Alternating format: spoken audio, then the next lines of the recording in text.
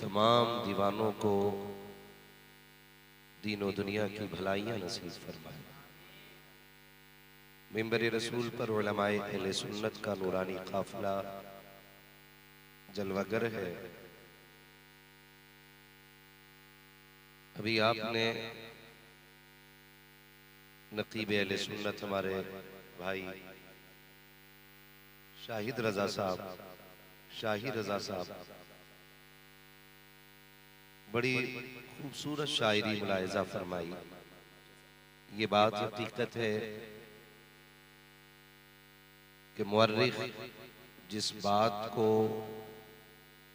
100 सफ़हात में कहता है, मुकर्रिर उस बात को 1 घंटे में कह देता है, और जिस बात को खतीब 1 घंटे में कहता है, शायर अपनी शायरी में उसे 1 मिनट में कह लेता है। समंदर को एक कूजे में जो इकट्ठा कर दे उसी को शायर कहते हैं। शाहिद रजा साहब बरेली शरीफ का जिक्र कर रहे थे, तो यकीन जाने कि मैं तकरीबन 2008-9 में पहुंच गया था। और ये करम है रब का कि जामिअतुल रज़ा के अव्वलीन फारिगीन में हमारा नाम आता है।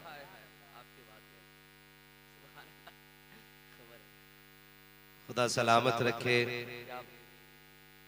हमारे नकीब अहले सुन्नत भाई शाहिद रजा साहब को। उनसे पहले हिंदुस्तान का वो खूबसूरत लबो लहजा जो खूबसूरत भी है और खूबसीरत भी है। शाही भाई कह रहे थे इस बात को कि सैफ भाई बहुत संजीदगी से पढ़ते हैं। इसमें मैं थोड़ा सा इजाफा कर दूं, संजीदगी से भी पढ़ते हैं और अदब के साथ भी पढ़ते हैं। और नात वही पढ़ने सुनने में मजा आता है कि जिसको हम बैठ के हिंदुस्तान में सुन रहे हो और दिल गुंबदे खजरा का तवाफ कर रहा है। और इसी को आशिकी कहते हैं। मेरे इमाम ने पहले कह दिया था और इश्क का उसूल सिखाया था कि जानो दिल होशो खिरत सब तो मदीना पहुंचे। सिर्फ एक ये मिसरा बता रहा है कि आशिक जिस्मानी तौर पे हिंदुस्तान में रहते हैं लेकिन दिल उनका मुस्तफा के मदीने में रहता है। जानो दिल होशो खिरत सब तो मदीना पहुंचे, तुम नहीं चलते रजा सारा तो सामान गया। तुम नहीं चलते रजा सारा तो सामान गया। भाई सैफ रजा कानपुरी ने जितना भी पढ़ा बहुत अच्छा पढ़ा। उनसे पहले आपने हुजूर सैयद साहब क़िबला से बड़ी दिल आवेज गुफ्तगू मुलाहिजा फरमाई। ऐसी गुफ्तगू जो समंदरों में आग लगा दे, ऐसी गुफ्तगू जो शबनम को शोला बना दे, वो गुफ्तगू आपने मुलाहिजा फरमाई। गालिबन महफिल की आखिरी कड़ी के तौर पे मैं हाजिर हुआ हूँ। आपको ये यकीन दिला दूं कि मैं आपको बहुत ज्यादा देर थकाऊंगा नहीं, लेकिन इतना अरीजा पेश कर लूं कि मेरी बातें कड़वी होती हैं। अगर तकलीफ हो जाए तो माफ कर जाइएगा। और ये कड़वी बातें सिर्फ इसलिए हैं कि बरगे हिना पे लिखता हूं मैं दर्द दिल की बात, शायद के रफ्ता रफ्ता लगे दिल रुबा के हाथ।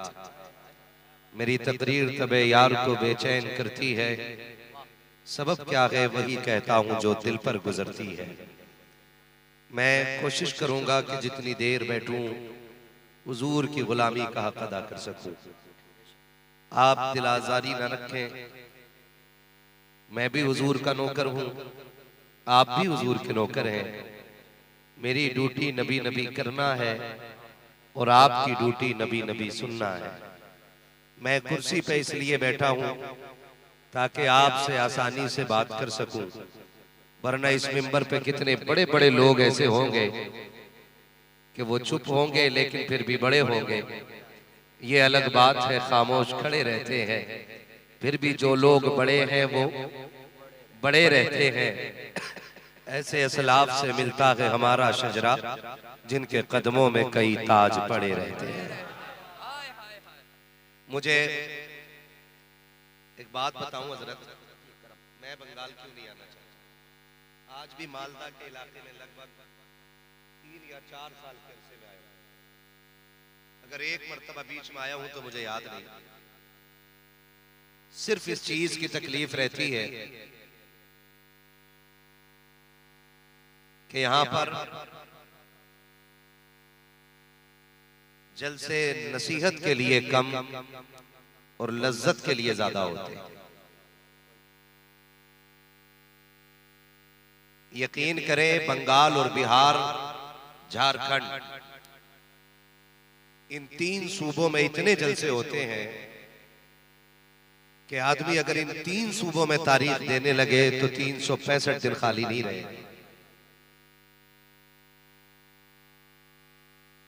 मैंने ये 3 सूबे इसीलिए छोड़ रखे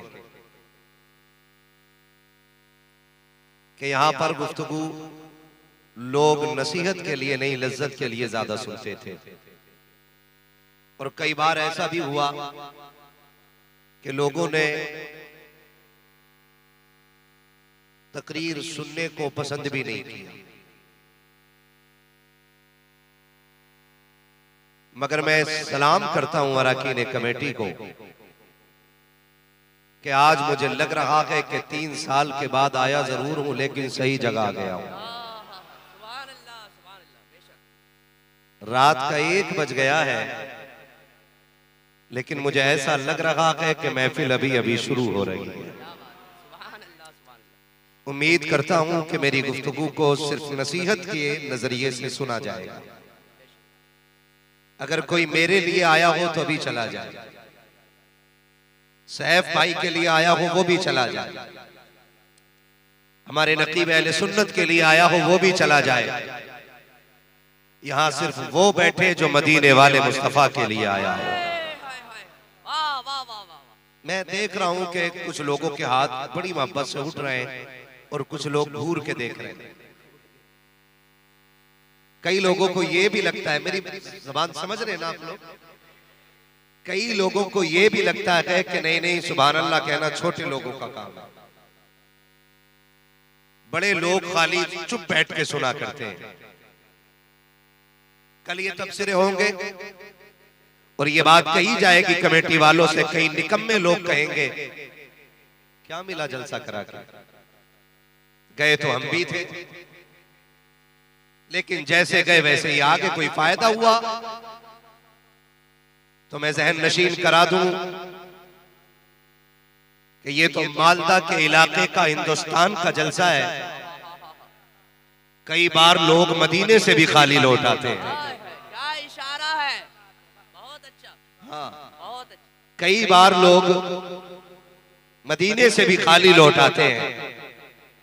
तो इसका मतलब ये बिल्कुल नहीं है कि मदीने से भीख नहीं मिलती है। बहुत लोग जाते हैं और खाली, बोले मेरे साथ, खाली लौट आते हैं। क्यों? क्योंकि भीख लेने के लिए अदब का होना जरूरी होता है। अगर मैं गलत कहूं तो मिंबर से उतार दीजिएगा, और बात सच्ची हो तो दिल पे लिख लीजिएगा। पता चला 3 साल से रोज़े रसूल पे सफाई की ड्यूटी दे रहा है। बेअदबी का आलम यह है कि जूते पहन के टहलता है और फिर सुन्नियों से कहता है हुजूर जिंदा होते तो हमें दिखते नहीं। हम तो 3 साल से जालियों पे ड्यूटी दे रहे हैं। तो हम सिर्फ एक बात कहेंगे, उन्हें देखने के लिए उनके शहर में महीने साल गुजरना जरूरी नहीं, उन्हें देखने के लिए दिल में इश्क अहमद रजा का होना जरूरी होता है। वाह वाह वाह, नारे तकबीर, नारे रिसालत, हाथों को उठा के इश्क मोहब्बत, इश्क मोहब्बत, आला हज़रत, इश्क मोहब्बत, इश्क मोहब्बत। वाह वाह वाह वाह, तवज्जो है सारे लोगों की। जिंदाबाद। आप 3 साल में हुजूर को न देख सके, और एक आशिक हिंदुस्तान से गया। तेरी सैलरी 40,000 रुपये है और तू दावा करता है कि जी मैं जूते पहन के क्यों न टहलूं, मैं यहां का मुलाजिम हूं। और एक वो गया था मदीने जिसकी राहों में लोग आंखें बिछाते थे, जिसके कदमों पे लोग जाने कुर्बान करते थे। इतना बड़ा अल्लामा कि जिसने हजारों किताबें लिखी थी, इतना बड़ा आशिक कि जिसने इश्क को 2 बातों में बयान किया था और कहा था इश्क तेरे सदके जलने से छुटे सस्ते, जो आग बुझा देगी वो आग लगाई है, जो आग बुझा देगी वो आग लगाई है। जब वो गए ना तो आला हजरत बन के नहीं गए, अल्लामा बन के नहीं गए, बहुत बड़े मुहद्दिस बन के नहीं गए, बहुत बड़े मुफस्सिर बन के नहीं गए। अगर गए तो हुजूर के नौकर बन के गए और आशिक बन करके गए। और इस इश्क के साथ गए कि उन्होंने जाके कलाम लिखा और हुजूर की जालियों के आगे खड़े होकर रो के कहा था, वो सुए लालाजार फिरते हैं, तेरे दिन है बहार फिरते हैं, जो तेरे दर से यार फिरते हैं, दर बदर यूं ही खार फिरते हैं। उस गली का गदा हूं मैं जिसमें मांगते ताजदार फिरते हैं। और फिर तड़प के कहा था, कोई क्यों पूछे तेरी बात रजा, तुझसे कुत्ते हजार फिरते हैं। जब इतना कहा आका ने सारे पर्दे हटाए और जलवा दिखाया। फिर बरेली के इमाम ने कहा था, तू जिंदा के वल्ला, तू जिंदा के वल्ला, मेरे चश्मे आलम से छुप जाने वाला। वाह वाह वाह वाह वाह, सुभान अल्लाह सुभान अल्लाह, क्या बात है। जिंदाबाद जिंदाबाद, हाय हाय, जिंदाबाद जिंदाबाद। जो है सारे लोगों की। अगर कोई ये कहे कि गए तो हम भी थे जलसे में, तो कह सुन, हुजूर की महफिल के उसूल हैं, हुजूर की महफिल के जोर से, हुजूर की महफिल का सबसे बड़ा उसूल ये है कि यहाँ जो जितना छोटा होके आएगा उतना बड़ा होके वापस आएगा। उनकी महफिल में जितने छोटे होके बैठोगे उतने बड़े होके जाओगे, और यहाँ जितने बड़े बन के बैठोगे उतने छोटे होगे।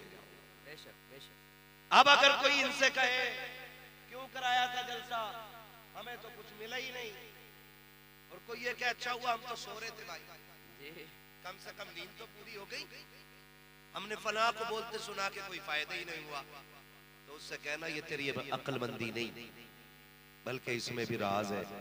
लौट कर आ गया मक्के से मदीना न गया, जाता भी कैसे जब आका ने बुलाया ही नहीं, जाता भी कैसे जब आका ने बुलाया कि नहीं। इसलिए कि महबूब की महफिल को महबूब सजाते हैं, आते हैं वही जिनको, आते हैं वही जिनको सरकार बुलाते हैं। इधर वाले क्यों नहीं बोल रहे, उधर वाले फायदा उठा,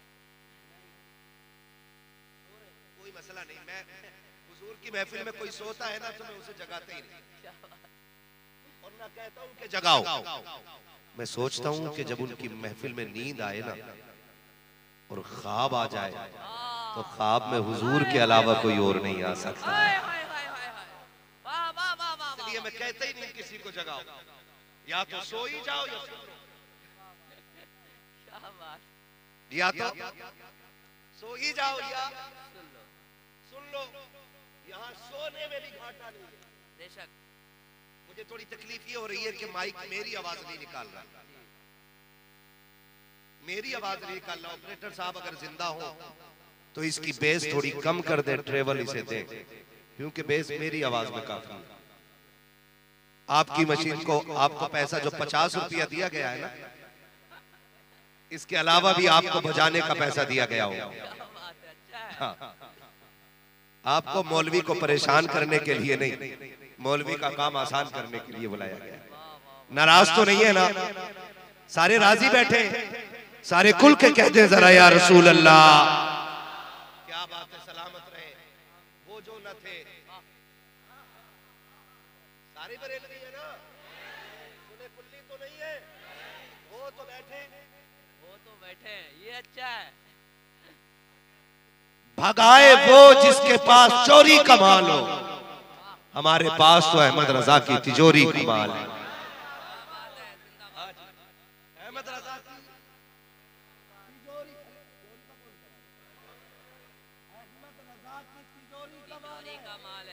किसकी तिजोरी का? अहमद रजा की तिजोरी का। और हमें अपनी हक़ानियत पे इतना यकीन है कि बदअकीदा बैठे लेकिन तासुब का चश्मा हटाए, इंसाफ की ऐनक लगाए, आखिर तक बैठ के सुने। हमारा ईमान कहता है जब उठ के जाएगा उसे कहना पड़ेगा मैं मुजरिम हुआ का, मुझे साथ ले लो कि रास्ते में है जा बचा खाने।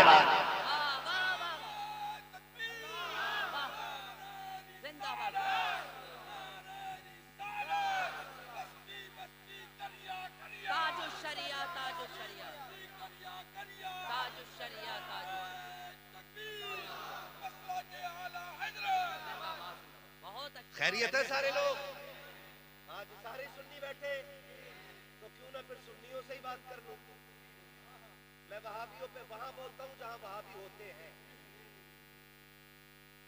नहीं, हमारे जलसे में तो नहीं है ना, तो हम तो इनसे बात करने आए ना, तो इन्हें मैं उनका प्रचार क्यों करूं? क्या बात सही है।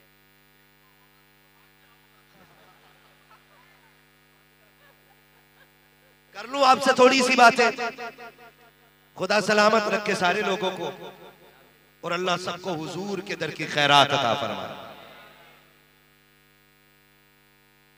बरेलवी तो हम सारे ही हैं, ठीक है ना?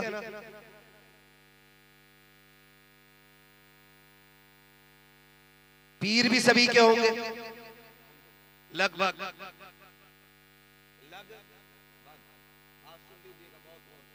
आपसे भी थोड़ी मोटी मुझे शिकायत है। शिकायत ये है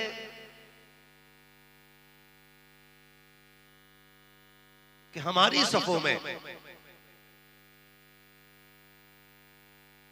जो इख्तलाफात की दीवारें खड़ी हो गई है ना, उसकी चंद वजूहात हैं। एक बड़ा सबब है इलेक्शन, समझ रहे? एक बड़ा सबब है इलेक्शन। दूसरा सबब है जायदाद का बंटवारा। तीसरा सबब पाया जा रहा है आज पीरों का अलग अलग हो जाना। मैं ये जो बात कर रहा हूं ना अशरफी होने के नाते, न रज़वी होने के नाते, न बरकाती होने के नाते, न ओवैसी होने के नाते, न चिश्ती होने के नाते, ये बात कह रहा हूं मुहम्मदी होने के नाते। बस बहुत गौर से मेरी बात सुनिए। इलेक्शन जो लोग लड़ते उन्हें मैं समझा दूं, जो इलेक्शन में वोट लेते और देते हैं ना, वोट नाम है राय का। दो बंदे मेरे सामने हैं, मैं चाहूं तो इनको वोट देने की राय रखूं, चाहूं तो इनको देने की रखूं वोट। इसमें कोई नफरत होनी नहीं चाहिए। लेकिन होता क्या है? होता इलेक्शन है ना, तो भाइयों में नफरतों की दीवारें खड़ी हो जाती है। मैं मुखिया हजरात, प्रधान हजरात, मिंबर हजरात, विधायक हजरात या जितने भी पद के इलेक्शन होते हैं सबसे कहूंगा खुदारा, इलेक्शन लड़ो लेकिन भाई को भाई से जुदा न करना। दूसरी वजह जायदाद का बंटवारा। भाई भाई के खिलाफ खड़ा हो जाता है सिर्फ 20 दो 20 जमीन के लिए।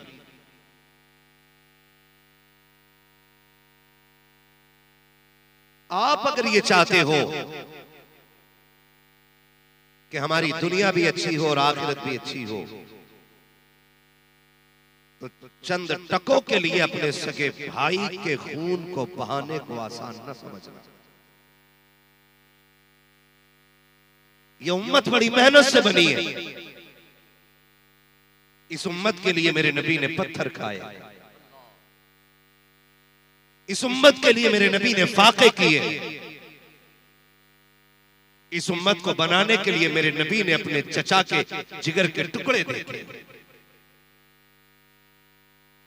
इस उम्मत के लिए मेरे नबी ने शाबे अबी तालिब की सख्तियां सही। इस दिन के लिए तो नहीं था ना कि आज उम्मत अपने सगे भाई के खिलाफ खड़ी हो जाए।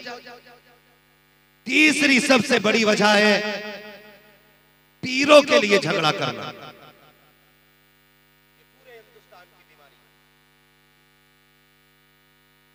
सुने, हम रज़वी बाद में, अशरफी बाद में, हशमती बाद में, चिश्ती बाद में, बरकाती बाद में, उवैसी बाद में, ये सब कुछ बाद में है, मोहम्मदी सबसे पहले है। बुरी लग रही होगी ना ये बात? मैं हुजूर के मिंबर पे बैठ के इसका हक अदा करते हुए पूरी गारंटी से कहता हूं, अगर दिल में बुग़्ज़ है ना तो किसी का बाप भी शफाअत कराने के लिए तुम्हारे लिए खड़ा नहीं होगा। ये बात याद रखिए।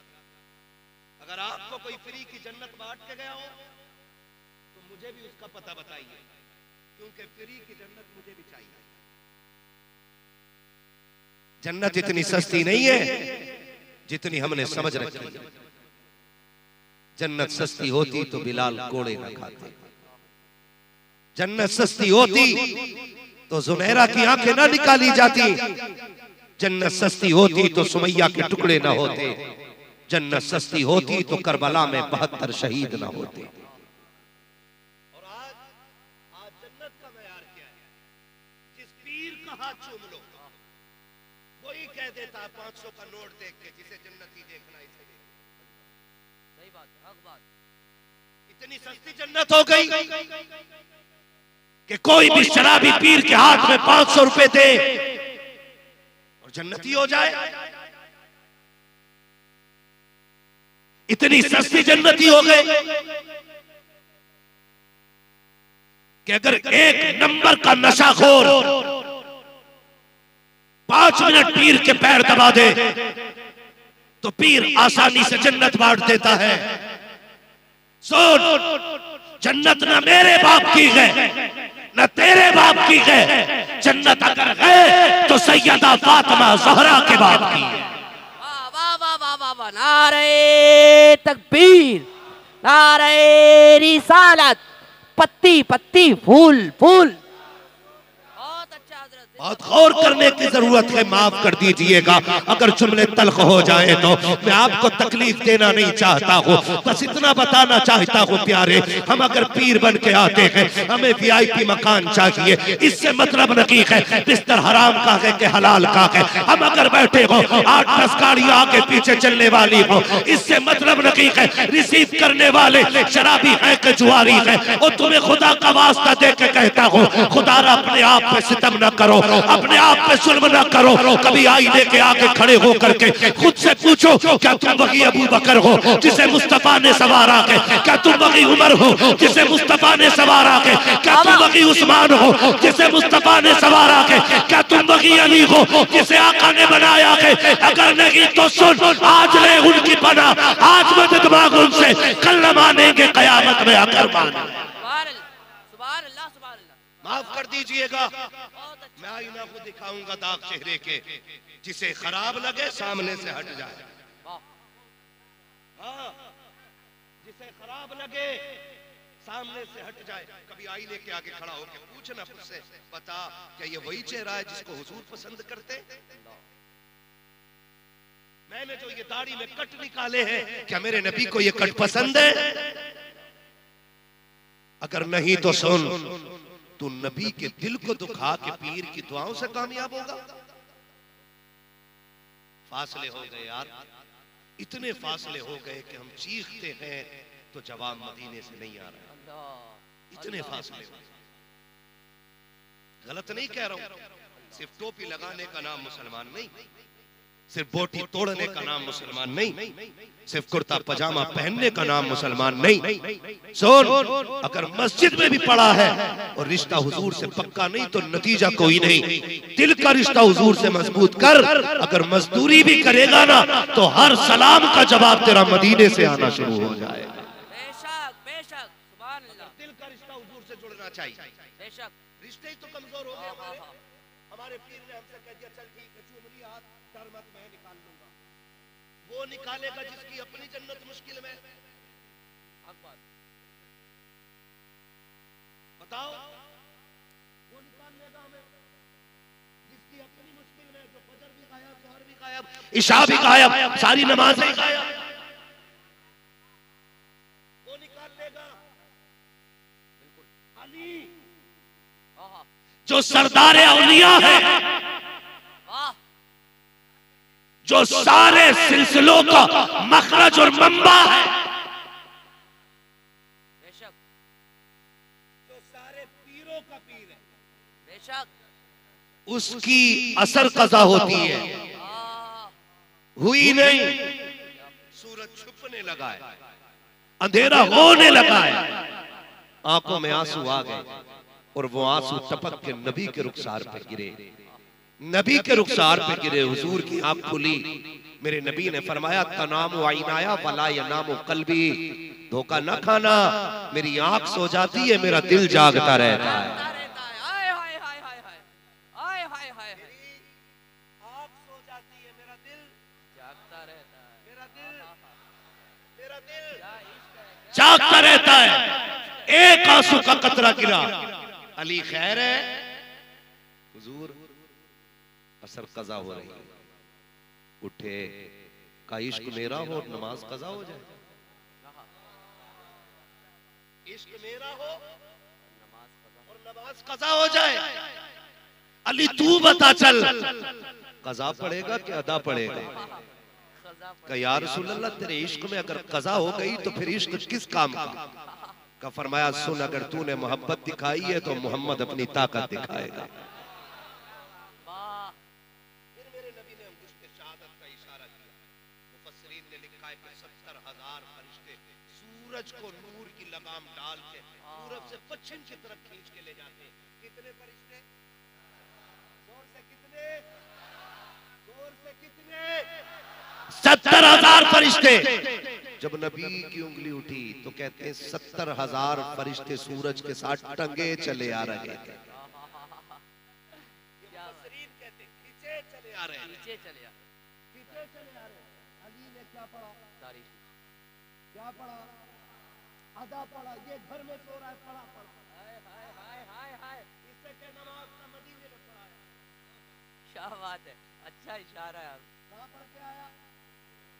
रोटी किधर खा रहा है?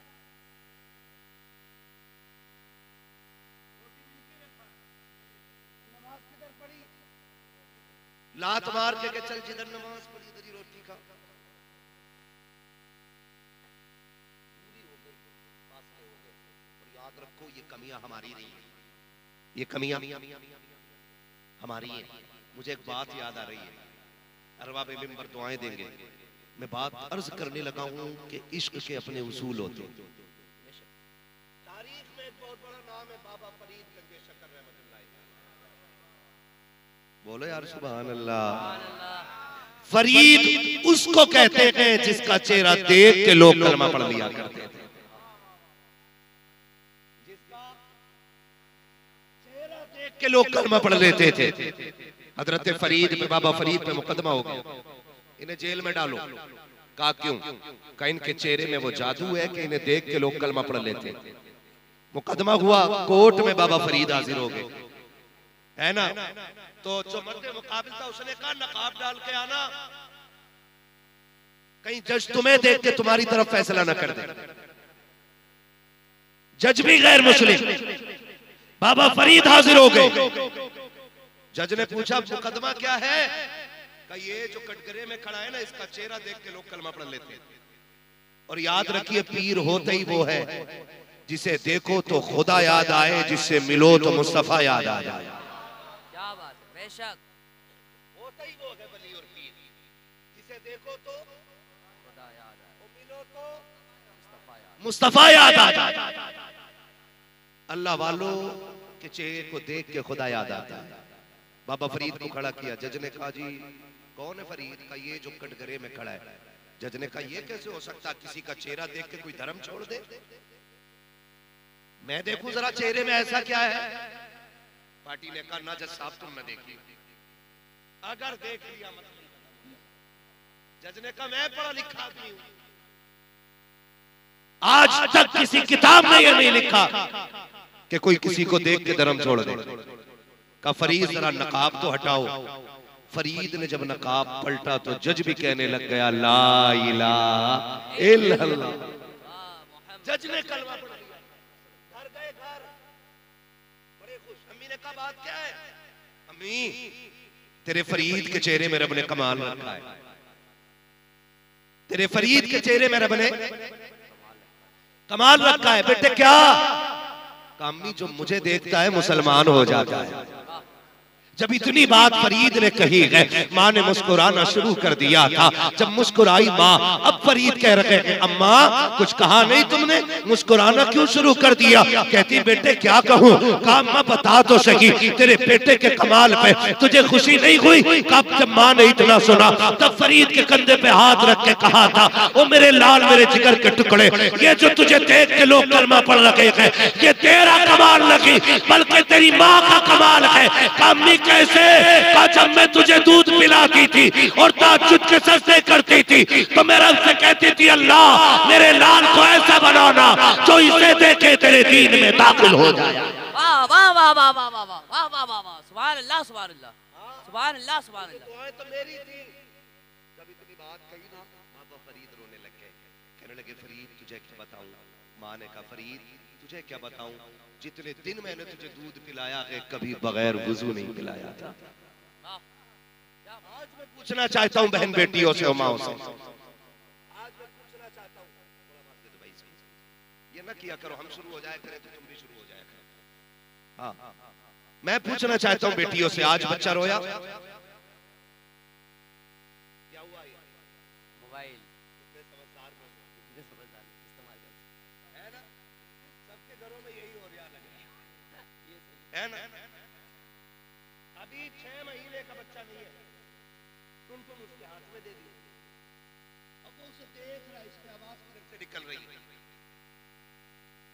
आवाज की हल्की हो तो खैर है, ढोल बज रहा है, तमाशे हो रहे हैं। अब फिर जब यही बेटा जवान होकर डीजे बजा रहा है, कह रहे मौलवी साहब की तकरीर से फायदा नहीं हो गया, तूने लहू में जहर घोल दिया है।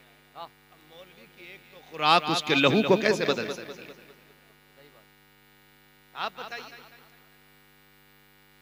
जिन बच्चों को बचपन में तुमने गाने सुनाने का आदी बना दिया, मौलवी उसे कुरान सुना ले। खुद बताओ आप, हो सकता है जवानी की दहलीज का कदम रखकर डीजे बजा रहा और आगे बड़ा जूता लेके खड़ा हो गया बाप के मुंह पे, कह रहे हो भाई जलसों का कोई फायदा नहीं। कल भी लल्ला ने मारा था, आज फिर मार दिया। तुम जलसे अपना काम बराबर कर रहे हैं, हम घर में अपना काम बराबर नहीं कर रहे। और मैं बाप से भी कहूंगा और बेटियों से भी कहूंगा,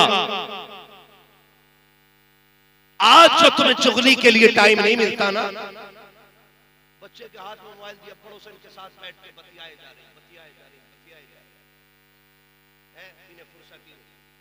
और फिर कह रही है बरकत नहीं हो रही, वो कह रहे हैं लकीरें देखती हूँ बाबा, बड़ा कमाता हूँ, 6 साल से मुंबई में हूँ, घर आया कुछ भी नहीं बचा, ऐसे ही बैठा। वो कह रहा ओहो ये कुल भूल गई लकीरें, सारा पैसा इधर से निकल गया, सारे 420। अगर लकीरें मेरी गरीबी का फैसला करें तो जिनके हाथ नहीं होते उन्हें तो मर जाना चाहिए। आप बताओ ना, आप कितना कमा रहे प्रदेश रह करके, आप वतन से बेवतन हुए, आपने औलाद छोड़ दी ताकि बच्चों की जरूरतें पूरी कर सको।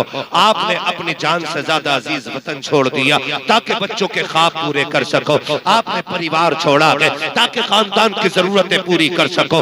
आपने रिश्तेदार छोड़ दिए हैं ताकि जरूरतें पूरी कर सको। आप अंधाधुन कमाते हो फिर भी घर में बरकतें नहीं है, तो इसमें नुकसान लकीरों का नहीं है। जाओ बेटियों से कह दो कि जब हम परदेश में रखा करें चुगली के संदूक को ताला लगाओ, कुरान खोल के बैठ जाया करो, मुसल्ला बिछा करके इबादत करना तेरा काम है, बरकतें दे देना ये खुदा का काम है। वाह वाह, नारे तकबीर, नारे रिसालत, इस्लाहे मुआशरा वाली गुफ्तगू, बहुत अच्छा, जिंदाबाद। बेटियों से भी गुजारिश है, जिंदाबाद। सबसे बड़ा नुकसान मोबाइल उसके हाथ में दे दिया, ठीक है, अपना बातों में चुप रही बेटी, उसे बचपन में मां की गोद नसीब नहीं हुई। सही बात मिली।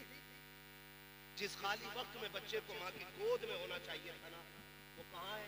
बिस्तर पे पड़ा है। जब उसे मां की लोरियां सुननी थी तब वो मोबाइल सुन रहा है। याद रखो, तैयारी कर लो, जब तुम्हें ये बेटा आज इतना बोझ लगा है ना कि तुमने इसे उठा के चारपाई पे डाल के तुमने पंचायतों में वक्त दे दिया।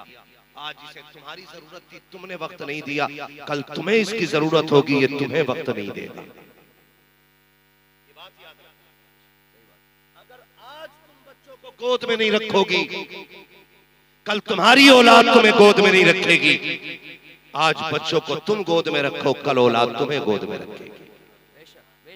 और इस पे कंट्रोल करो आप, वरना सिर्फ आप एक जानदार मखलूक को पैदा कर रहे हो, इंसान और इंसानियत को पैदा नहीं कर रहे हो। ये याद रखिएगा मेरी बात। मां का दूध और मां की लोरी ये पूरी जिंदगी के फैसले करते हैं। दूध जानवर का, लोरिया मोबाइल की, तो सलाहुद्दीन अय्यूबी किधर से आने? मोहम्मद बिन कासिम कहां से आएंगे? जमीन फाड़ के या आसमान का सीना चीर के? नहीं, इन्हीं घरों से सलाहुद्दीन को आना था, इन्हीं गोदों से सलाहुद्दीन को आना था। लेकिन कब? जब माए फातिमा ज़हरा जैसी हो, बाप मौला अली जैसे हो। कब आएंगे ना? आज तो बेड़ा ही कर रखे। बाबा फरीद की अम्मी ने कहा था, फरीद मैंने कभी बेवजू तुझे दूध नहीं पिलाया, उसी दूध का कमाल है जो तुझे देखता है वो तेरा हो जाता है। अब आगे बढ़े, जो मैं बताना चाहता हूं, बाबा फरीद के एक मुरीद थे जो पंजाब में रहते थे, और मुरीद थे देहाती। देहाती समझते? गांव के मजदूर आदमी। याद रखिएगा, पीर को किसी से भी इश्क हो सकता है और पीर से भी किसी को इश्क हो सकता है। वो कभी भी लायक मुरीद हो ही नहीं सकता जो पीर की मर्जी पे अपनी मर्जी चलाए। मुरीद होते ही वो है जो पीर की मर्जी पे अपनी मर्जी कुर्बान कर देता है। ये भी याद रखिए। आज पीरों का भी मतलब अलग है। यही नजरिया पीरों का, यही मुरीदों का है। मुरीद सोचता है कि पीर का मतलब है डोरी देने वाला, तावीज देने वाला। मुर्गी खो गई हो तो पीर बताए, भैंस को नजर लग गई हो तो पीर उतारे, अगर नहीं उतारी तो पीर नहीं। चल भाई, हम दूसरा पीर पकड़ लेंगे। ऐसी पीरा मुरीदी से कोई फायदा, बोलो कोई फायदा नहीं है। पीर मुरीद का रिश्ता क्या होता है? बाबा फरीद का मुरीद साल में एक दिन मिलने आता था। कितने दिन? साल में एक दिन। देहाती था, उसके इलाके में लुंगी बहुत अच्छी बिकती। अपने पीर के लिए तोहफे में एक लुंगी लाता था। गरीब था, मजदूरी करता था, लुंगी लेके आया करता था। इत्तेफाक एक साल गुर्बत बढ़ गई और लुंगी न खरीद सका, तो गैरत की वजह से पीर से मिलने ही आया नहीं। एक साल नहीं आया, दूसरे साल जब आया तो 2 लुंगी लेकर के आया। कितनी लुंगी? 2 लुंगी। समझाना चाहता हूँ कितनी। नाराज है आप लोग? वो तो खाक को हो जाओ, एक बार आए हो दोबारा नहीं आए, है ना? आज तो इतना कड़वा बोलूंगा कि बिस्तर नहीं, खबर नहीं, कयामत में भी ये कड़वाहट महसूस होगी। क्या बात। मैं चाहता ही नहीं कि चापलूसी करूं, फ्री की जन्नत बांटूं और पैसे लूटूं निकल लूं। इतना कड़वा बोल के जाऊंगा कि बिस्तर पे लेट के करवटे बदलोगे कि किसको बुला लिया था कि मीठा खा के भी मुंह मीठा नहीं हुआ। बहुत अच्छा है ना भाई? जो है सारे लोगों की कितनी लुंगी लाया और जोर से कितनी? सच्ची बताऊं बिना माइक के बोलने में आसानी हो रही। कितनी लुंगी? 2 लुंगी लेकर के आया।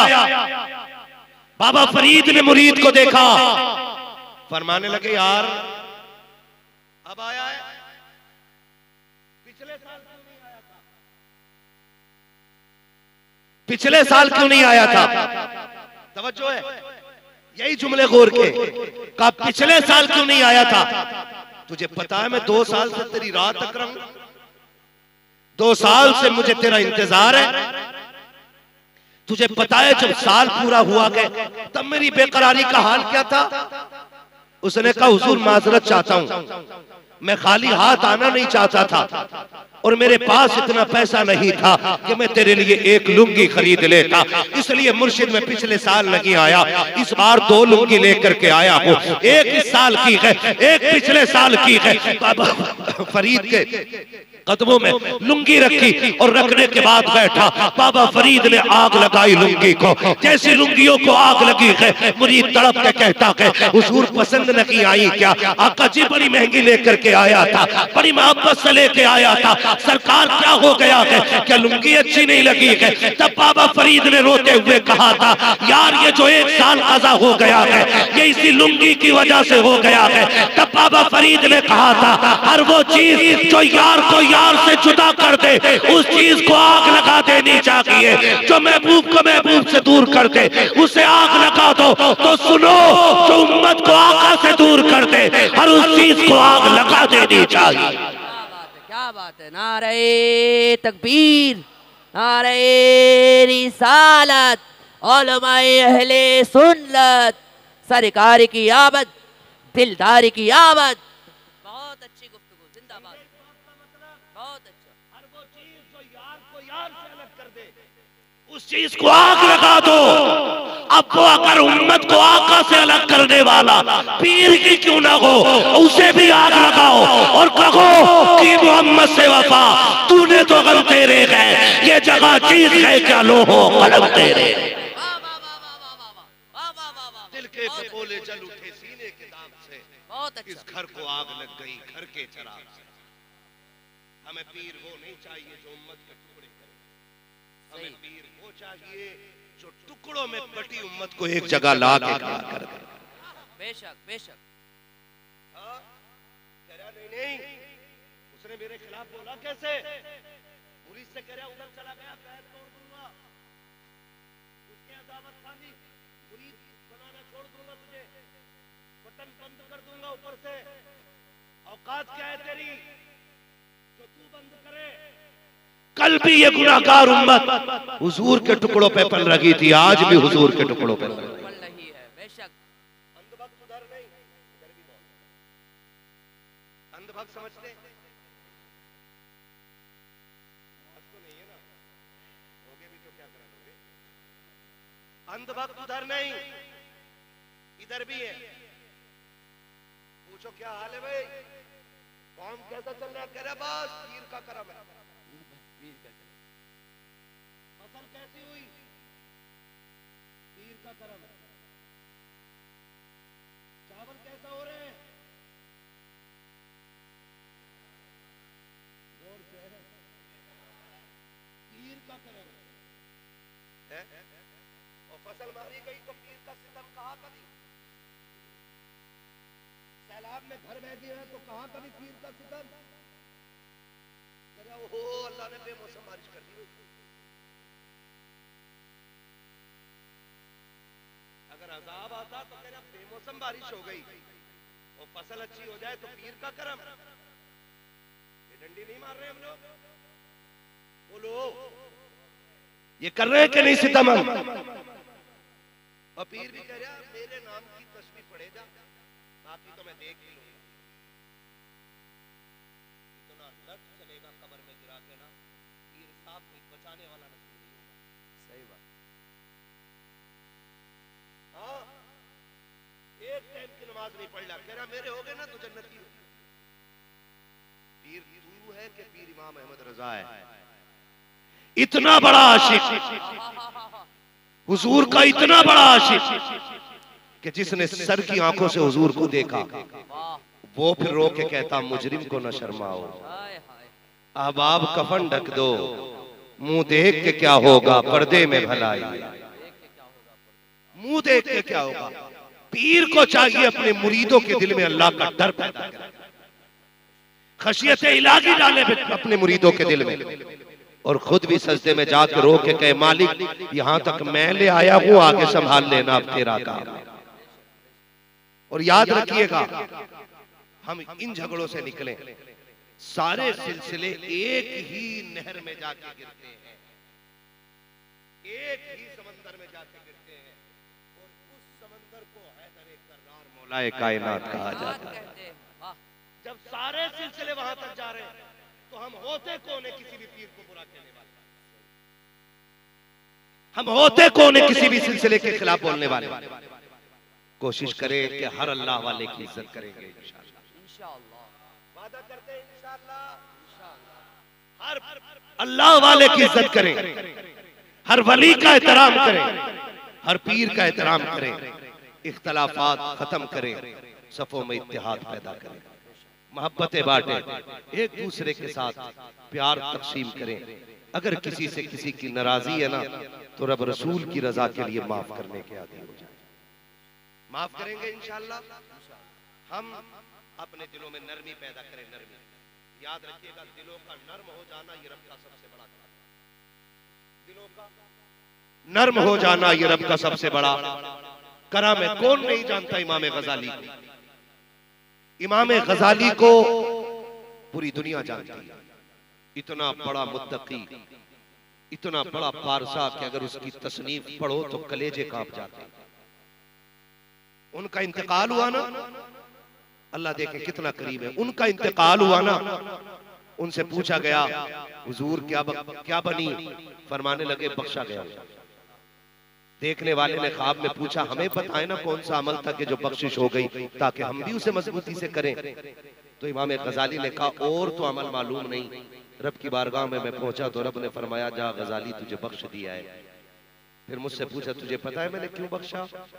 मैंने कहा नहीं मालिक तू जानता है। तो रब ने फरमाया याद है तुझे कि जब तू कुछ लिख रहा था और तूने तवात में कलम डुबोया, उसकी निब पे आके मक्खी बैठ गई और वो उसकी रोशनाई पीने लगी, तूने हाथ रोक दिया था ताकि ये मक्खी अपना प्यास बुझा के खुद उड़ जाए, उसके बाद मैं लिखूंगा। कहा तूने एक मक्खी को पिलाया था पेट भर के, हम तुझे उसी नेकी के बदले में जन्नत दे रहे हैं। आज दिलों में नरमी नहीं है, मोहब्बतें बांटें, प्यार बांटें, एक दूसरे को माफ करने का हौसला पैदा करें और सबको बता दें कि हम हुजूर के सच्चे गुलाम। बताएंगे इंशाअल्लाह, माफ करेंगे एक दूसरे को। थोड़ा सा कड़वी बात पूछ लूं, है ना, ये हकीकत है। अभी मैं भाई शेर पढ़ते बाप की शान में सारी फैसले उठा लिया, सही बात है। माँ के बारे में शेर पढ़ा जाता है, सारे चीज के सुभान अल्लाह कहते हैं। लेकिन एक बात बताओ यार, दिल पे हाथ रख के बताना, हम खतीब को पैसे दे सकते हैं माँ के नाम पे, शायर को पैसे दे सकते हैं माँ के नाम पे, नकीब को पैसे दे सकते हैं माँ के नाम पे, लेकिन माँ को पैसे नहीं दे सकते तवा के नाम पे। माँ को पैसे नहीं दे सकते दवा के नाम पे। बाप का खर्च उठाते हुए बोझ लगता है हमें। एक साल से बाप ने ना दवाई के रेपर का एक छोटा सा टुकड़ा तोड़ के तकिए के नीचे रख रखा था। अगली सर्दी आएगी तो बेटे से यही सिरप मंगाऊंगा। बाप ने ना पर्ची निकाली और डरते डरते मुट्ठी में ली, बेटे के पास जाके कहता, बेटे पिछले साल ये सिरप ला के दिया था, इस बार लाते खांसी शुरू हो गई है। और बेटा यूं पकड़ के गुस्से में मुंह बाप के मुंह पे मार के कहता है, तुम्हारे खर्चे उठाऊं या अपनी औलाद के खर्चे उठाऊं? बाप उस दिन नहीं मरता जिस दिन वो कफन में लिपटा है। बाप उस दिन नहीं मरा जब उसकी मैयत का ऐलान मस्जिद से हुआ। बाप तो उसी दिन मर गया था जिस दिन बेटे ने बाप के मुंह पे उसकी जरूरत का पर्चा छाप दिया था।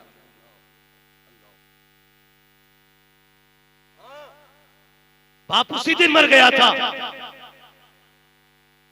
जिस दिन बेटे ने कहा था तुम्हारा खर्चा उठाऊं या औलाद का। सुन और कान खोल के सुन, अमीर वो नहीं होते जो माँ बाप से छुपा के खाते हैं, अमीर वो होते हैं जो माँ बाप को खिला के खाया करते हैं।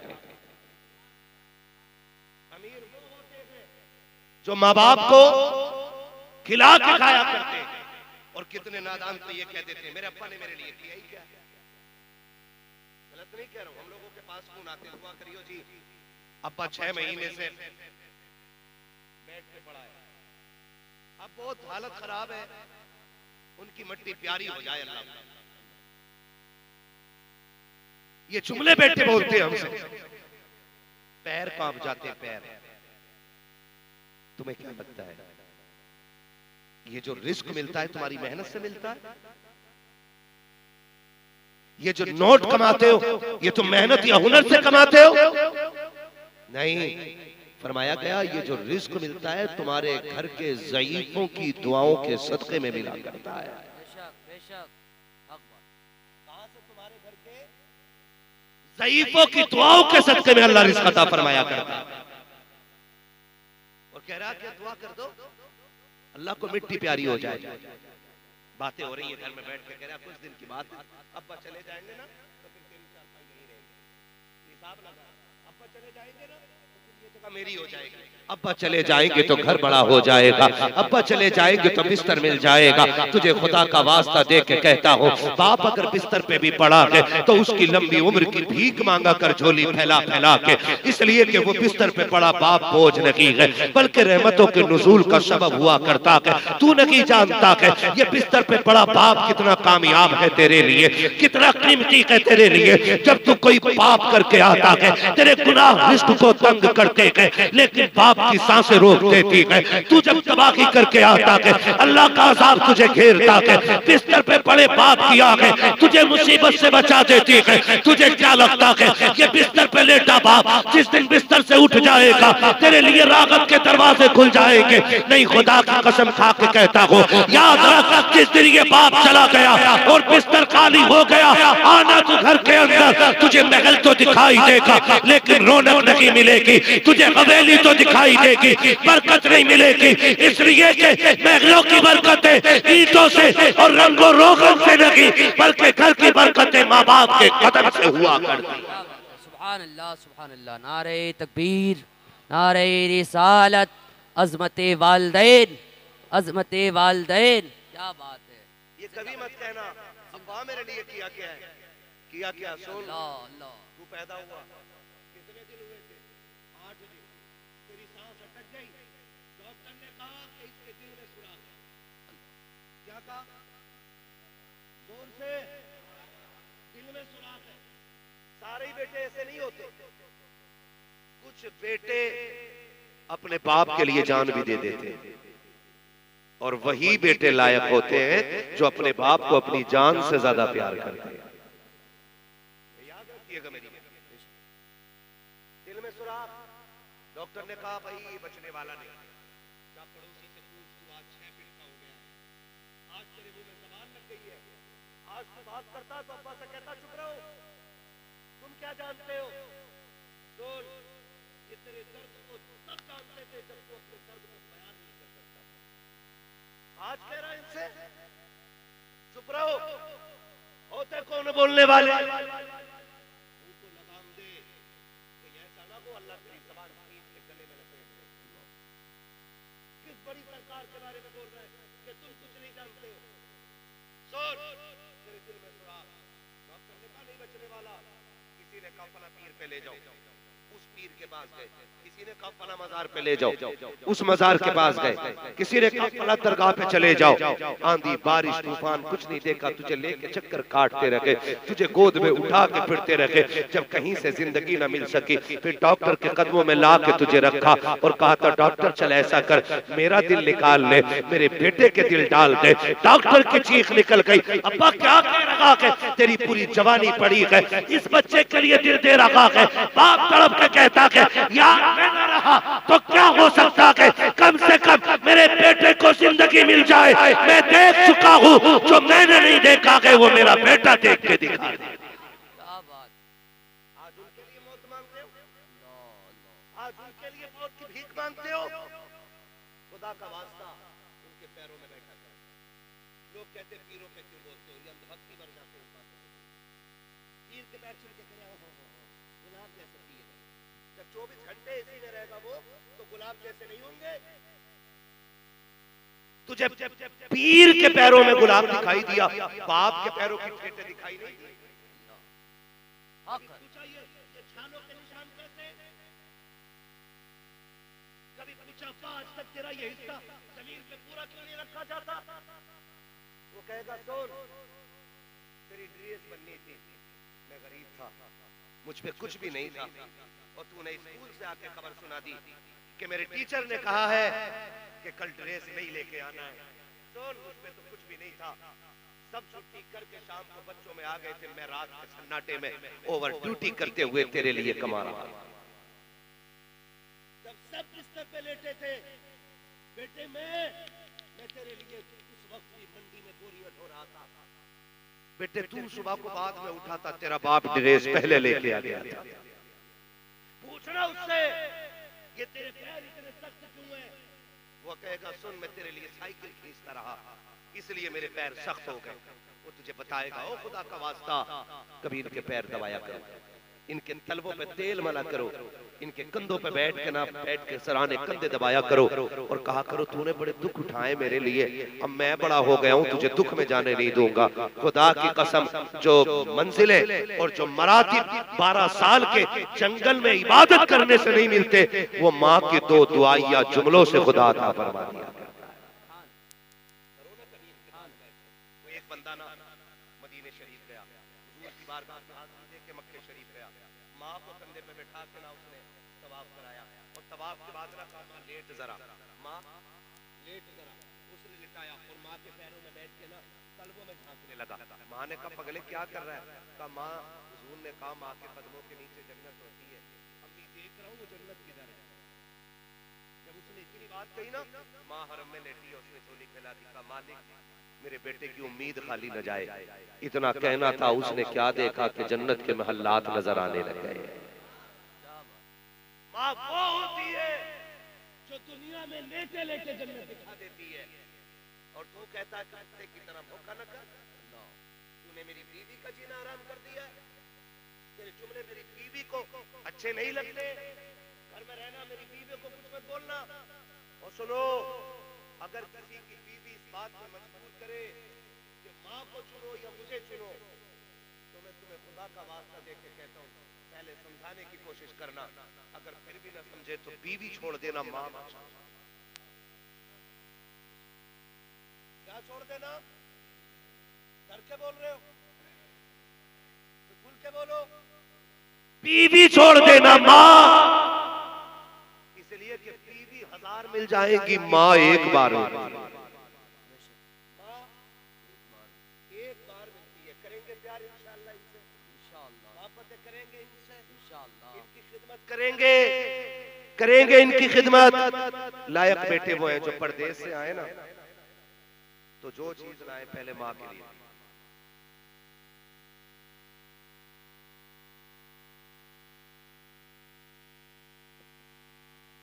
असल में भाई देखो, मैं इतनी करीब से बोल रहा हूँ तब माइक नहीं पकड़ रहा है, अगले बार किसी और का साउंड लगवा लेना। इसमें आवाज नहीं है।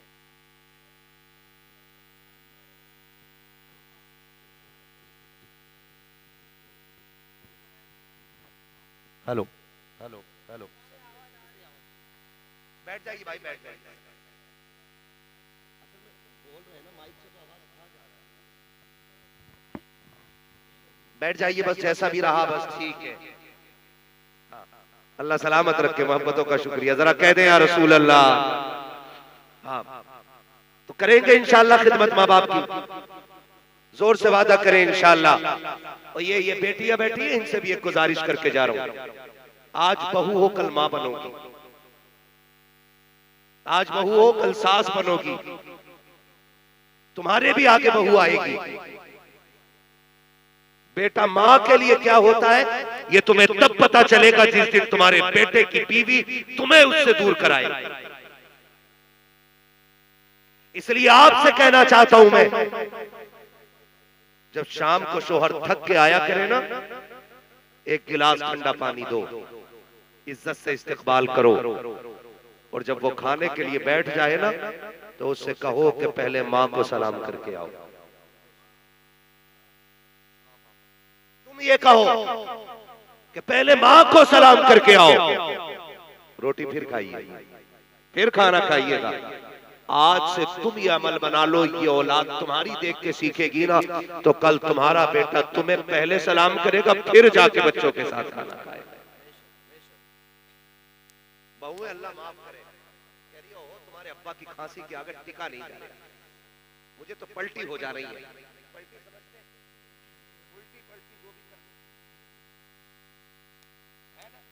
उल्टी हो रही है, उल्टी, इतनी बुरी खांसी है तुम्हारी माँ की, तुम्हारा बाप खांसता रहता है, खाना नहीं खाया जा रहा है।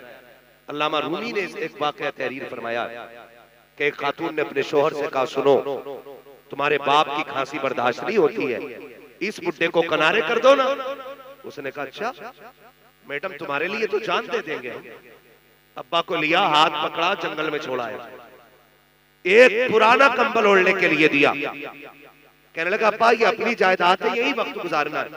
अल्लामा रूमी ने लिखा है कि साथ में पोता भी था। जब बाप चादर डाल के ना अपने बाप के ऊपर चला, बच्चा थोड़ी देर तो उंगली पकड़ के चला, फिर वापस दौड़ा।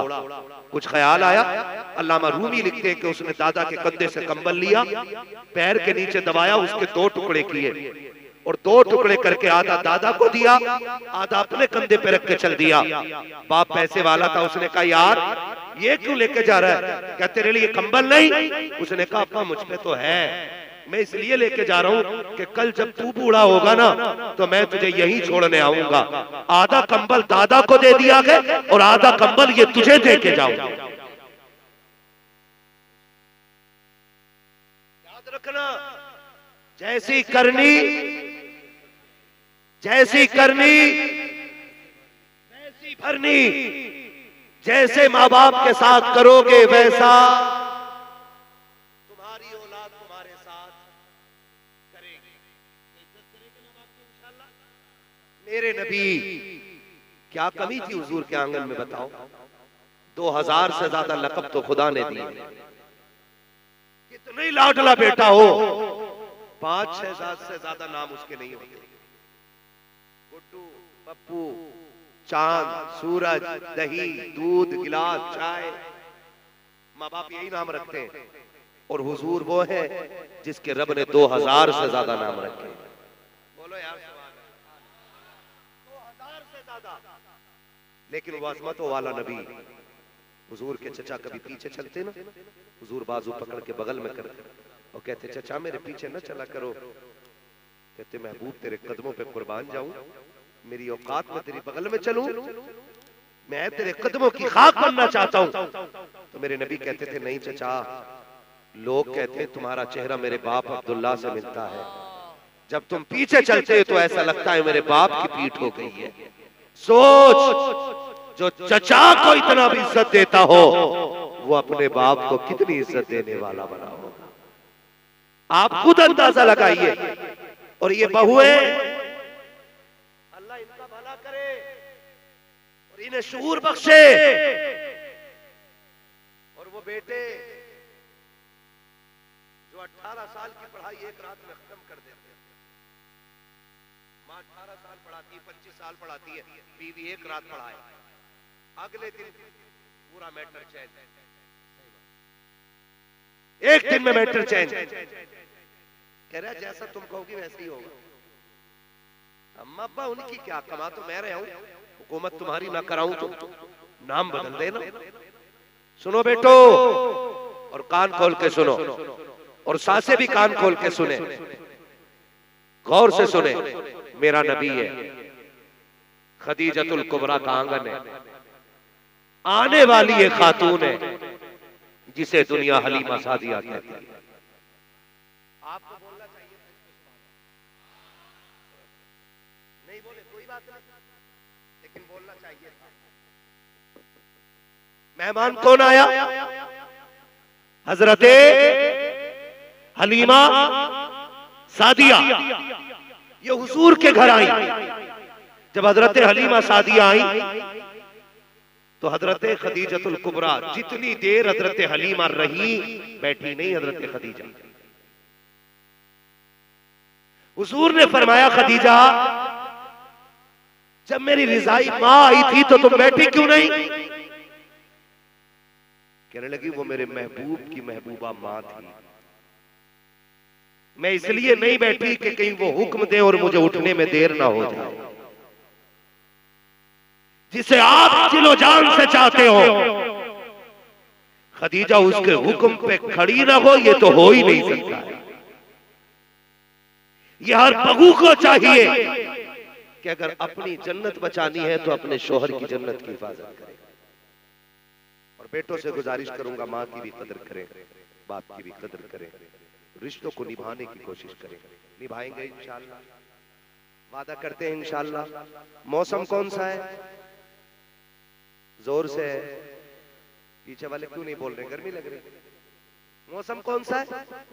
हर बेटे से एक बात कहना चाहूंगा, हम छोटे थे ना तो सर्दी में हमारी माँ 3 मरतबा कम से कम रात को कंबल चेक करती थी, बेटा कहीं खुल तो नहीं गया है, कहीं बेटे के ऊपर से कंबल गिर तो नहीं गया है। आज माँ बाप बूढ़े हो गए, उनसे लिहाफ संभलता नहीं है, आज रजाई का बोझ नहीं उठता उनसे, आज कंबल गिर जाए तो उठाया नहीं जाता। हर बेटे से गुजारिश है, रात को कम से कम 1 मरतबा माँ का कंबल जरूर चेक करेंगे। करेंगे इंशाअल्लाह, करेंगे इंशाअल्लाह। और हर बेटा अपने कंबल से अच्छा अपनी माँ को कंबल उड़ाएगा इंशाअल्लाह। अपने बाप का बिस्तर अपने बिस्तर से अच्छा करो, अपनी माँ का बिस्तर अपने बिस्तर से अच्छा करो। हम जवान है, सर्दी में भी सो सकते हैं, माँ बाप से सर्दी नहीं संभाली जाएगी। इसलिए वादा करते हैं इंशाअल्लाह, करेंगे इंशाअल्लाह। मुझे हुक्म हो रहा है हुजूर का शजरा पढ़ने का, मैं तो सोच रहा हूँ माइक वाले का मर्जी है, 3 साल में आया था, इसमें मेरी मर्जियां खाली। हाँ, कमेटी वालों से छोड़ दो यार, वो याद आ जाता तो जख्म ताज़े हो जाते। नहीं है ना, कोई बात नहीं, मैं हुजूर का शजरा सुनाना चाहता हूँ। कमेटी